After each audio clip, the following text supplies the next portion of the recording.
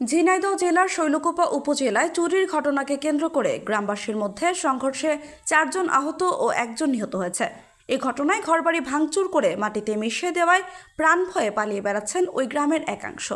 দিঘুল গ্রামের এই বসতবাড়ির কংক্রিটের দেয়াল, ছাদ, জানলা দরজা সবই ভেঙে মাটির সাথে মিশে আছে।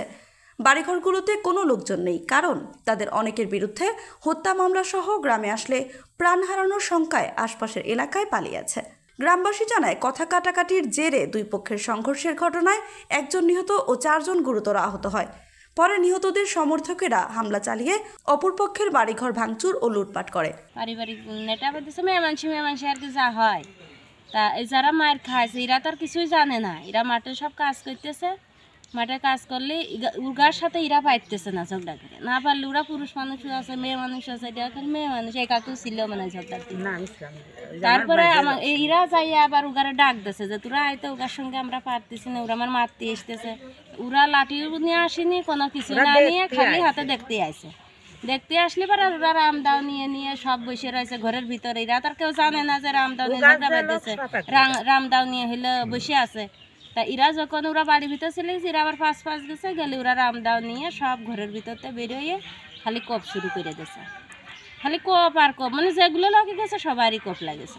হ্যাঁ, প্রথম ঘটনার ঘটেছে কি, মেয়ে মানুষের ঝগড়া হয়, বুঝছেন? মেয়ে মানুষের ঝগড়া হলেই তাই ঠেকাঠেকি করতে যায়, ঠেকাইও দেয়, চলেও আসে। তারপরে ওরা চারিদিকে ঘিরে নিয়ে মানে মাছ ঢুকিয়ে দেয় কোপ। এই আর কোনো থামাথামি নেই। আহত হয়েছে 5 জন। আর নিহত হয়েছে একটা মার্ডার হয়েছে আর 4 জন হলো আহত।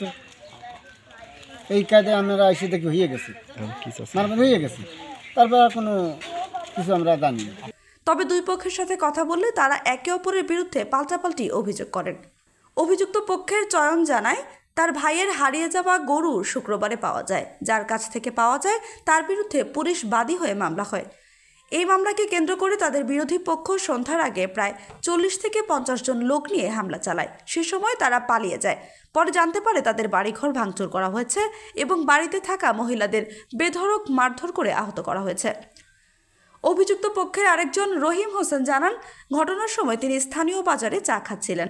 হঠাৎ চেঁচামেচি শুনে এগিয়ে গেলে 40 থেকে 50 জন লোক লাঠি সোঁটা এবং দেশীয় অস্ত্র নিয়ে তাদের বাড়ির দিকে যেতে দেখেন। তিনিও প্রাণের ভয়ে পালিয়ে যায়। পরে ঘটনা সম্পর্কে বিস্তারিত জানতে পারেন।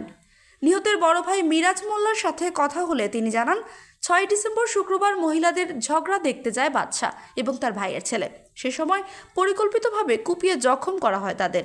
তিনি দাবি করেন, নিহত বাদশা মোল্লার কারোর সাথে শত্রুতা ছিল না।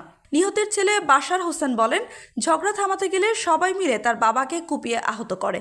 পরে চিকিৎসাধীন অবস্থায় মৃত্যু হয় তার বাবার। নিহতের স্ত্রী রিক্তা খাতুনও একই কথা জানান আমাদের। তিনিও অপরাধীদের শাস্তির দাবি করেন।